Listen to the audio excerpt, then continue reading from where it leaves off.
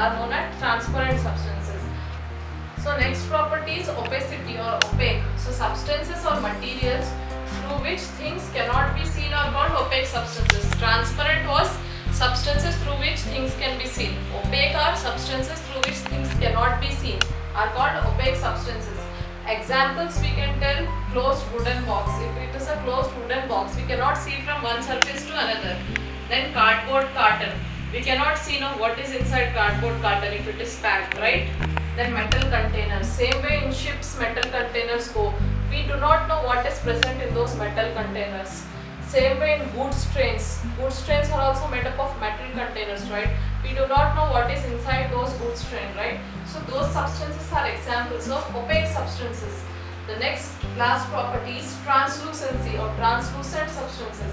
So substances or materials through which objects can be seen but not clearly are known as translucent substances. So substances or materials through which objects can be seen but not clearly, only partially they can be seen, are known as the translucent substances. So examples we can take a oily paper. How can we get a oily paper? We can take a white paper and put few drops of oil, or otherwise we can take any deep fried item and we can place on that paper. That paper will absorb the excess oil from the deep fried item. So that way we can make a oily paper. Then we can take a oily paper and put it against a light and try to see. We can still see the bulb. Suppose you have taken a bulb and you are seeing through a oiled paper. You can still see the light but you cannot see the bulb clearly. So that is a translucent substance.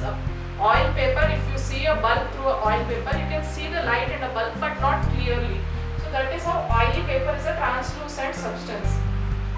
Then many of us do that. If we have a torchlight, we put fingers on that. So that gives us an impression of red colored light in our fingers.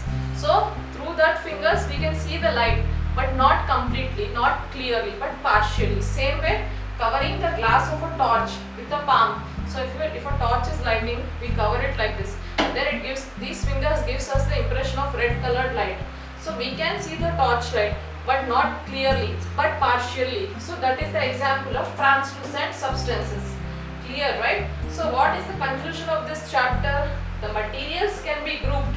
Materials can be categorized on the basis of similarities or differences in their properties. So based on the similarity, that means same, or difference in their properties, the materials will be grouped or sorted into groups. And what is the purpose of sorting these materials? What happens if we sort materials into different groups? We can locate them easily. That means we can find them easily. Then it is convenient to observe their property. So it will be very easy for us to observe their property. Then convenient to observe their patterns also. So their size, their structure, their hardness, everything will be easy to observe if we group them into separate categories. So in a supermarket, why are things grouped into separate categories? Soaps are kept at one corner, biscuits will be at one corner, pulses will be at one corner, detergents will be at other corner, then food items, vegetables will be at one corner in a supermarket. Why? Things will be grouped into categories.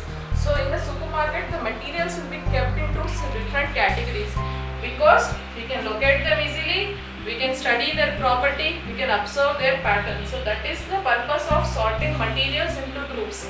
We can study everything, the property, the pattern, and we can locate them easily. So this was the purpose of sorting materials into groups, and this is the conclusion of this chapter.